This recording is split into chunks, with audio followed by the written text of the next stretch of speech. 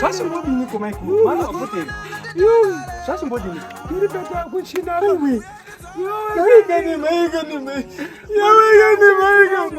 Mwana wakazi yangu kani. Zvakaoma. Ya, zvakaoma. Ai, handina simba. Handina kana simba maikuru. Zvachimbodiniko? Sowarohwa ngemotika. Anozwe bhagu kwakutofira po. Maiwe. Yowe kani. Chirongedzai, chimhanyai morongedza. Mai, usasatora nguwa ba. Handichatori nguwa keni. Handichatori nguwa keni.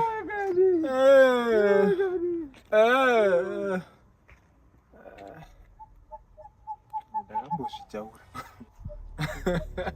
Tazvina kwazvinozvi. Accident.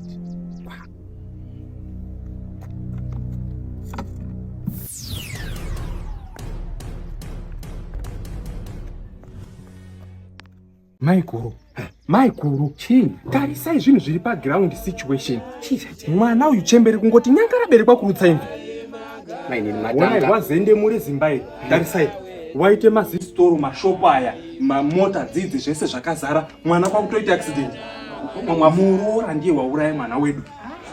Wazvizwepi? Zvinhu zvandiri kutaura musuzvisise. Alright, kana akasara Zimbabwe une ana asikana ega mwari kumabhodhingi airi neuyu uri pamba unodzigara nani Zimbabwe. Zvikombazvi. Mota dzinodhiraivha nezvikomba. Hamusikuona situation yachigara kumusha muri kuida here. Opportunity knocks once in a lifetime. Maine sakaongorwa kufunga kudini. This one. Shop yekubudirwa muchitwa. Ini ndichasarawo ndiri pano. Alright. Asi zvinobuda here saka ngokotse munhu. Ana asati akotswa tinomukotsere kumusha. Tawanda. Chikafu chinopera. Tawanda. Yani maki. Borufu pana baba sinani ngadisimiswe ngoti chikafu. Iwe makungabuda here. Mutu wanje nekumusha. Chibudiba. Enda mune wangu. Sundire pasi. Rufu tiri kuitire kumusha. Kuna amwese. Pana batina rufu muchati ende iyo apa gariba parufu chodogarire chimunhu auraya. Saka zvada isu tingatishandise. Yako kondo uno manupureteka. Unoite. Chidaidza konda uye. Kondo.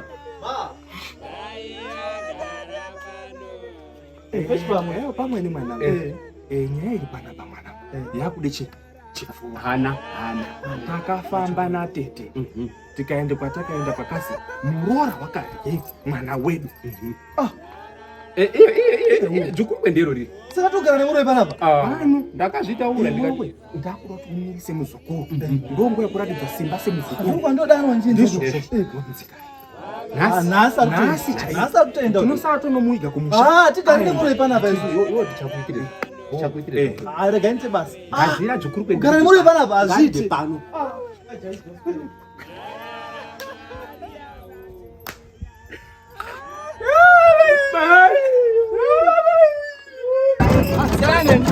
Muroora, buda. Abuda yenze. Zira iyi. Peka go. Muroora. Mangomira kani. Kumira imurume wakatanga. Iwewe pano hapachina rufu kumusha. Ai, wakani.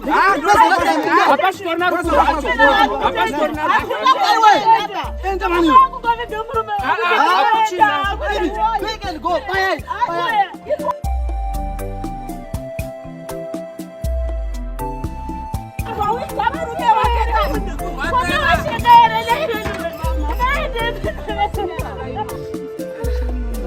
Nyarara kuchema.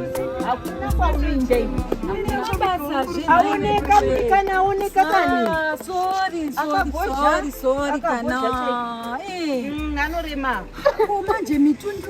Wadzingwa murume achimunyoro zvauri kuona izvozvi. Wadzingwa baba. Kutodzingwa chaiko. Mukore uno. Aiwa, information iriko yakazara. Musi unoyu ndichitoteerera chirongwa paredhiyo vachitaura zve-Legal Resource Foundation. Vanodzifambira nyaya dzakaita saizodzi. Chavanongoda chete information, evidence inoratidza kuti zvokwadi ndiye muridzi wemushakazi.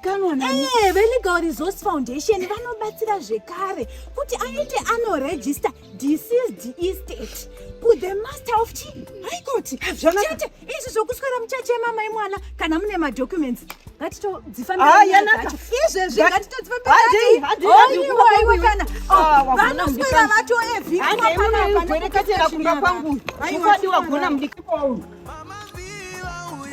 hapana rukuba ndati ndiani Kadini tiri kuyedu makasimba ndine tsamba yenyu yabva kukoti munounenyuzo zvorengera kukoti ndabva nayo kukoti munoverenga yenyu kana musuru maikuru uyai muzi kakanake werenga pamwanangu aiwa azvinombosvata ndogona kuverengera tsamba iri ubva kukoti iri kutaura kuti makabvisa mukadzi anga ari pamba apa zvisiri pamutemo saka makatopara mhosva makapara mhosva huru chaiyo chaiyo pakunge mabvisa mukadzi wemufi pamba pake saka aiwa munoone nyuku natsoverenga ana mamai zvinomboshata oraiti mwanangu verenga henyu